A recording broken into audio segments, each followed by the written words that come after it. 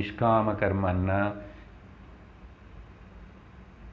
Too much greediness, எப்பவுமே காமியத்துக்காகவே பண்ணக்கூடாது. பொதுவாக நம்ம எல்லாருமே அதுதானே, நேற்றுக்கு நிமி நவயோகி சக்கரவர்த்தி கதையில் கூட family orient prayers, self orient prayers, children orient. நம்ம ப்ரேயர்ஸ் எல்லாம் எது மேலே ஆதாரப்பட்டிருக்கு சொல்லுங்கள்? என்ன குடும்பத்துக்கு, என்ன குழந்தைகளுக்கு, என்னுடைய கிராண்ட் சில்ட்ரனுக்கு. இதுதானே எவ்வளோ நாள் ப்ரேயர் பண்ண இல்லை, என்ன இந்த சரீரத்துக்கு ஆரோக்கியம் அதெல்லாம் ஏதோ இதிலிருந்து கொஞ்சம் கொஞ்சம் வெளியே வரணும்.